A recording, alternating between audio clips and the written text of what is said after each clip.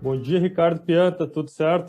Bom dia, Kautzmann. Tudo certo? Tudo tranquilo. Maravilha. Obrigado por aceitar o convite aí de trocar uma ideia com a gente. Para te apresentar aí primeiro para o pessoal, se tu puder falar um pouquinho. Eu sei que tu tem uma carreira corporativa bem longa e culminou agora na fundação da Venco Networks, mas se tu puder resumir para a gente aí a tua trajetória. Eu sou quase um dinossauro da parte de telecom, né? Eu comecei lá no século passado também, como disse o Barcelos, né? Na Digitel. Fiz os meus primeiros projetos como engenheiro de desenvolvimento, né? Fazendo modems, fazendo essa parte bem baixo nível. Fiquei sempre esses 12 primeiros anos na parte de P&D, daí passei pela HP, fiquei 13 anos na HP também, liderando uma das áreas de pesquisa e desenvolvimento. Mudei um pouco, comecei a trabalhar com impressoras, uma tecnologia bem diferente, e retornei em 2013 para a área de telecom na Datacom, que foi quando nós nos conhecemos, né? E agora, para aproveitar tempos de pandemia, nós resolvemos fundar a Venco Networks, nesse desafio desses tempos. Pode ser um dinossauro, pode ter começado no século passado aí, mas tá bem antenado no futuro, né? A gente estava conversando antes um pouquinho e tu me comentou de duas organizações aí que tu está bastante envolvido e participa bastante. Pode falar um pouquinho delas aí pra gente? Sem dúvida. Embora eu tenha, eu trabalhe muito na área de P&D, né, olhando o desenvolvimento de produto dia a dia, sempre gostei muito da parte de desenvolvimento de negócios, né? E há uns anos atrás eu comecei a observar esse movimento, é um movimento que se chama de desagregação, né, de software, que começou a acontecer em dois órgãos principais, na Open Network Foundation, mais na parte de software. Isso aconteceu muito, eles têm um projeto muito forte na área de desagregação de OLTs, que é o projeto Volta, e em paralelo trabalhando também com a OCP, que é a Open Compute. A Open Compute ele tem um viés um pouco mais amplo, né? É um universo de fabricantes que engloba todo o data center, né? Até preciso contar uma historinha desse processo todo, né? Como é que isso tudo começou? Começou dentro do data center na padronização dos servidores, né? Esse é um processo que começou há, sei lá, 15 anos atrás e criou o que se chama hoje de servidor padrão de indústria, passou pela área de storage e nos últimos 4 ou 5 anos chegou na área de telecom. Então, na área de se ter switches padronizados e variedades de possibilidades de software em cima desses switches. Então, esses dois órgãos, eles vêm puxando muito forte essa tendência nos últimos 2 anos, e eu fiquei muito ligado nesses dois grupos. Fui até palestrante nos dois últimos OCPs, um na Europa e outro nos Estados Unidos. Era para ser nesse terceiro nos Estados Unidos e acabou sendo virtual, mas as apresentações estão lá falando justamente da conexão entre OLTs virtualizadas e padronização também do hardware de OLTs. Ah, boa. Deve ter link aí, depois tu me passa e a gente coloca Tem link, sim, a a gente palestra bate. para quem quiser Uhum. se aprofundar aí. E essas entidades aí que tu participa, esses conceitos com os quais tu está te envolvendo há mais tempo, isso provavelmente está aí dentro da Venco, né? Qual é a relação aí entre a Venco e esses conceitos? Pois é, a Venco ela parte dessas crenças, né? A parte da crença de que mais e mais o hardware, né, a plataforma física onde o software roda, ela vai ficar cada vez mais genérica, cada vez mais padronizada e não mais vai ser sinônimo de diferenciação. Ela vai ser como um notebook que eu compro hoje, né? E o que vai fazer realmente a diferença e o que sempre, na prática, sempre fez a diferença, só que a gente fala sempre que a parte de desagregação, ela é muito menos um produto e muito mais um modelo de negócio. Então, o modelo de negócio permanente, né, em cima do que a gente chama de vendor lock-in, foi sempre o usuário comprar a caixa com o software, como se eles fossem duas entidades que não pudessem ser desassociadas. E eu acho que a grande virada nisso é que está se entendendo cada vez mais que aquele hardware que está ali, aquela plataforma, ela é sim uma plataforma genérica e eu não preciso ficar preso nela. Eu posso ter esses direitos de escolha, né? Eu posso optar por usar um software de um fornecedor A, um fornecedor B e de um fornecedor de hardware C. E isso eu não preciso ficar vinculado, ficar escravizado pelo vendor lock-in. Então, esse é o fundamento da Venco. A Venco ela se baseia na liberdade de escolha. Então, eu posso escolher o hardware de quem eu quiser, e esse hardware eu vou ter várias opções, as opções elas têm que ser abertas. e em cima dessa plataforma vai me abrir um universo, uma míriade de possibilidades de software, que vão desde uma plataforma SD-WAN, de um firewall, de uma aplicação de LAN to LAN. Então, essas liberdades e esse novo paradigma baseado em software é o que a Venco acredita e promove. Sobre a SD-WAN especificamente, eu acho que é um assunto que pode interessar bastante, pelo menos para o público aqui nosso, né, que a gente trabalha bastante com provedores e tal. Para quem não está familiarizado ainda com o assunto, pode explicar um pouquinho o que é SD-WAN, como é que vocês resolvem isso?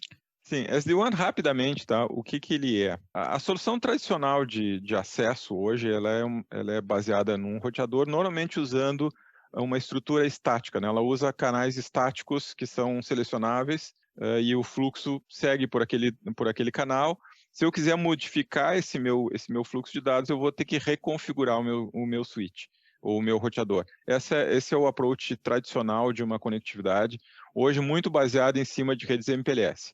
Então, esse é o paradigma vigente. Ali por 2017 surgiu a ideia do SD-WAN, que nada mais é do que eu colocar inteligência nesse meu roteador.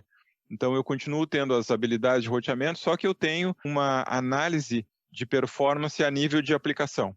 Então, eu tenho um software rodando na nuvem e rodando nesse meu edge, que monitora o estado de cada uma das minhas redes WAN e é capaz de balancear o tráfego, deslocar o tráfego, garantir a performance ideal para cada uma das minhas aplicações. Então, esse é o grande paradigma do SD-WAN. E associado a isso, existe o advento de que, no passado, para mim ter uma rede para mim ter um acesso de alta confiabilidade, eu precisava ir para uma rede MPLS. Hoje eu tenho acessos baseados em fibra de uma internet doméstica que tem latência, até porque por exemplo, eu tenho meus gamers em casa, né? Eles têm exigências de latência que são inimagináveis, né? E são atendidas hoje pela maioria dos acessos internet domésticos. Então, por que eu preciso daquele meu acesso caro, controlado MPLS, enquanto eu posso substituir ele por 2 ou 3 acessos à internet tradicionais e ter uma inteligência que me permita medir a performance de cada um desses canais e deslocar o meu fluxo por cada um desses canais. Então, essa é a essência do SD-WAN. O que vem a mais no que a gente chama de segunda geração de SD-WAN? A primeira geração a gente considerava, bom, eu tenho 2 túneis encriptados, balanceados, eu tenho SD-WAN. Essa é a primeira geração lá de 2017. A segunda geração, ela é uma geração que é focada na performance da aplicação. Então, a inteligência do software defined está em poder saber qual aplicação está rodando e garantir para o usuário a experiência adequada para cada... Eu estou falando experiência adequada, não necessariamente a melhor experiência, porque isso vai ter que ser estruturado de acordo com o perfil de aplicações do usuário. Mas o usuário tem uma aplicação crítica do RP dele que tem que estar rodando para ter o comércio dele funcionando, ele vai garantir que essa aplicação ela vai usar o melhor canal, na melhor condição, com um nível de qualidade melhor do que as demais. Então, essa é a segunda geração. Como é que as duas coisas se conectam, né? O fundamento da Venco com esse SD-WAN de segunda geração? Bom, eu vou usar um exemplo do que está acontecendo muito em mercados mais maduros. As grandes operadoras na Europa, por exemplo, elas não compram mais caixas fechadas. Elas não compram mais uma solução que é black box, como a gente chama, que é o software e o hardware embarcado. Ela está exigindo que todos os seus fornecedores de solução de SD-WAN cheguem com um software. E esse software seja capaz de rodar num appliance genérico. Então, esse é o fundamento. Então, daí as duas coisas se juntam, né? No momento que eu tenho um appliance genérico, primeiro eu não fico preso num determinado fabricante. Depois eu não fico preso numa determinada solução. Num appliance genérico eu posso rodar minha solução de SD-WAN, mas também eu posso rodar uma solução de firewall, eu posso rodar uma solução de IoT, tudo na mesma caixa. Porque basicamente eu tenho um Linux com várias portas, com uma plataforma customizada para alta performance de redes, e eu tenho todas as liberdades de compor ali o software, a composição de serviços que eu entendo. E até avançar sob a fronteira da demarcação, que eu chamo, né? Hoje, o provedor de serviços, ele parece que ele para na porta do cliente, né? Parece que o cliente, para dentro do cliente, esse universo não existe para ele. Mas no momento que eu coloco um appliance que pode se comportar como uma espécie do micro edge, eu consigo começar a oferecer ainda serviços dentro da rede do cliente. Posso monitorar uma estrutura de IoT, como eu falei antes, eu posso monitorar a rede wireless dele, posso ter daqui a pouco a parte de telefonia também nesse mesmo appliance. Então, esse é o conceito do appliance genérico e de composição de software sobre ele. Perfeito. Pelo que tu falou, assim, também me parece que isso abre o mercado, assim, dá chance para muitas empresas com uma solução muito boa aí brigarem de igual para igual com empresas gigantes, né? Sem essa barreira do hardware, que eu acho que é uma barreira de entrada bem difícil, assim, para tu propor uma solução nova para uma empresa grande. Esse mercado não é fácil. Nós posicionamos bem como challengers mesmo, né? É muito difícil tu quebrar esse paradigma na cabeça dos clientes, né? De que estão acostumados a comprar a solução. A solução fechadinha, ela não tem risco, né? Uhum. Né, eu tenho soluções tradicionais no mercado, mas existem custos e oportunidades que são, de certa forma, invisíveis, né? Eu vou te dar um exemplo clássico, né? Hoje, um contrato típico de SD-WAN é um contrato de 3 anos, né? Em 3 anos, nós vamos ter 5G, sim, né? Uhum. Talvez a gente não tenha no primeiro ano, talvez tenha no segundo. Se eu colocar um appliance que não me permita uma migração de 5G, eu vou perder uma oportunidade de um meio de acesso que vai estar disponível, provavelmente de uma forma bem pervasiva em alguns anos. Então, essa garantia contra o tempo, né, que não aparece, parece que está na letrinha pequena do contrato, né? Uhum. E essas coisas que a gente quer deixar mais claro, né, essas possibilidades que se abrem quando o cliente, o provedor de serviço, ele tem controle sobre aquilo que ele oferece, né? Um outro ponto que a gente coloca de uma forma bem enfática é que as grandes soluções dos grandes vendors, elas fazem com que o provedor de serviço, ele vire uma mera revenda. Ele não consegue propor nenhuma diferenciação, ele simplesmente pega aquilo que está na prateleira do fornecedor dele e entrega para o cliente final dele. Então, no final, vai estar todo mundo entregando a mesma coisa. E na mão, na prática, a gente brinca que SD-WAN ele tem um jeito de Netflix, né? Ele é um overlay, né? Ele usa uma rede pré-existente e aquele cara que está com toda aquela infraestrutura, ele não ganha nada com isso, Uhum. né? E o serviço de valor agregado, ele vem sobre isso. Então, com SD-WAN se passa da mesma forma, ele é uma solução overlay, e daqui a pouco o provedor de serviço, ele vai virar um acessório, né? Uhum. Porque a solução que realmente domina a conectividade é a solução de software que está sobre essa camada. Então, essa possibilidade de diferenciação, a gente acha que é uma coisa importante, é uma mensagem que a gente quer colocar na cabeça dos servidores. Perfeito, acho que é o que a gente escuta todo mundo buscando aí, né? Outras formas de agregar, de acrescentar, que não só entregando acesso. Maravilha! Muito obrigado aí pela conversa, Ricardo. Quer acrescentar mais alguma coisa? Não, eu acho que é um negócio interessante também. A Venco, ela tem uma base, né, de P&D, ela tem um DNA de P&D muito forte, né?